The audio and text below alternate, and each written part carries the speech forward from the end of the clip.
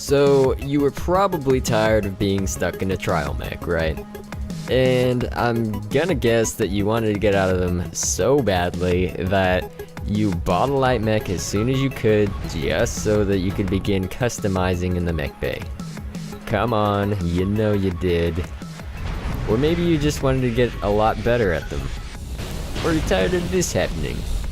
Or whatever the case is, you've bought this light mech and you're not quite sure what to do with it.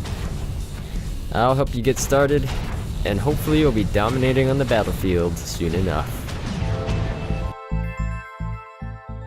So, the first thing most people want to do is jam the largest weapon they can find that will fit into the weapon slot on their mech. Adequate firepower, yes. LRM-20 on a Jenner, no. First off, realize that you're not going to do a bajillion damage piloting a light mech. That's not your job. That's this guy's job. Your job is to be the eyes of the operation. You're usually the first one to find an enemy, and the first one to take damage. Therefore, self-defense is critical to your survival as a new pilot. You're better off fitting an anti-missile system and extra armor than more weapons. You'll want to find a build that will allow you to get your heavy hitters into the best situation to take on an enemy while still defending yourself. When you first start out, you'll want a good mix of weapons that you can fire almost constantly, and also land a hit each time you fire.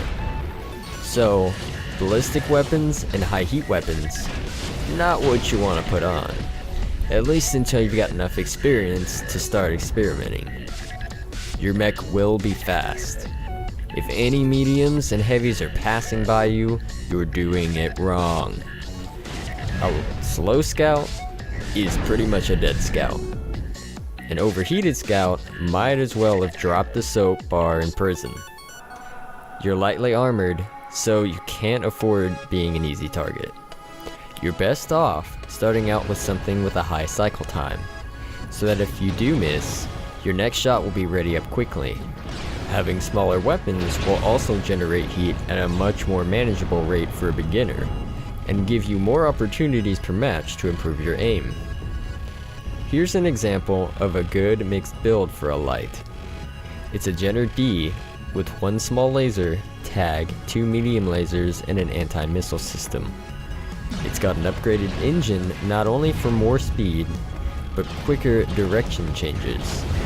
Because I move so fast, streak SRMs are a must. The loadout gives me high flexibility in a variety of situations, and allows me to get targets for my friendlies without worrying so much about getting myself into a bind. The cycle times of the lasers are naturally staggered, so as I'm firing them, heat is much more manageable and gradual. There's also less delay in between shots. The streak missiles lock onto my targets. A great side effect to the much higher accuracy is that I'll live longer, especially in a light mech duel. Each missile collision will induce cockpit shake to the opposing mech, making them miss more shots and buying you extra time to line up your next shot. It'll confuse enemies who haven't spotted you, making them think that a larger mech is targeting them, and it'll make your job easier as a scout. You can only help your team if you're alive. Your highest priority as a new pilot should be to prevent unnecessary deaths, especially early on in the game. Trying to go out and be an unsung hero, dying a minute into the drop, is not what your teammates want.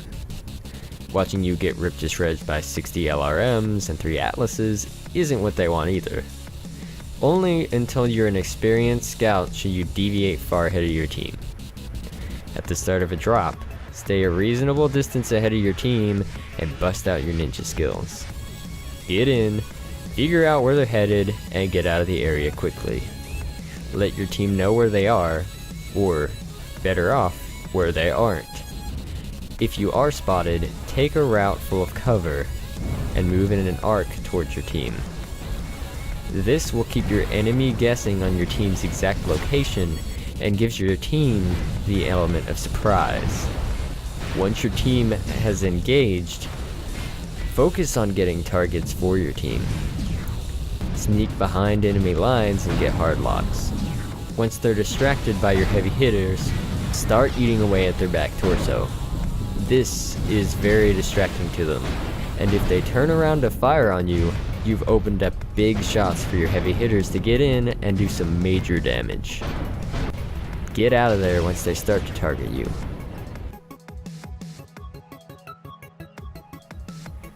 Know when to retreat. I can't say this enough.